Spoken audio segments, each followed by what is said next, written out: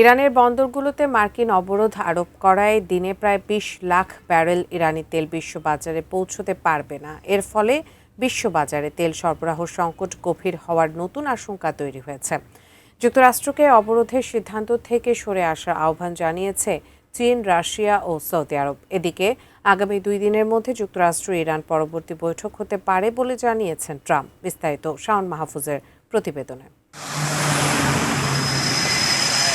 সোমবার থেকে হরমুজ প্রণালী দিয়ে ইরানের বন্দরগুলোতে আসা যাওয়া করা সব জাহাজ অবরোধ করা শুরু করেছে মার্কিন নৌবাহিনী। এর মাধ্যমে বিশ্বকে ব্ল্যাকমেইল ও চাঁদাবাজি করা থেকে ইরানকে বিরত রাখতে চান ট্রাম্প। কিন্তু মার্কিন অবরোধের কারণে জাহাজ চলাচল করতে না পারায় দিনে প্রায় ২০ লাখ ব্যারেল ইরানি তেল বিশ্ববাজারে পৌঁছাতে পারবে না। বর্তমানে ১৮ কোটি ব্যারেলের বেশি তেল মালয়েশিয়া, ইন্দোনেশিয়া এবং চীনের উপকূলে ভাসমান অবস্থায় রয়েছে। এর ফলে বৈশ্বিক জ্বালানি সরবরাহ গভীর সংকটে পড়তে যাচ্ছে। গত মার্চে প্রতিদিন ১৮,৪০,০০০ ব্যারেল অপরিশোধিত তেল রপ্তানি করেছে ইরান। এপ্রিলের শুরু থেকে এ পর্যন্ত দৈনিক ১৭,১০,০০০ ব্যারেল তেল রপ্তানি করেছে দেশটি। কিন্তু মার্কিন অবরোধ শুরু হওয়ার পর মাত্র ২টি তেলবাহী ট্যাঙ্কার যাতায়াত করতে পেরেছে। এছাড়া প্রায় ২,৫০,০০০ ব্যারেল মিথানল নিয়ে হরমুজ প্রণালী অতিক্রম করেছে একটি চীনা ট্যাঙ্কার।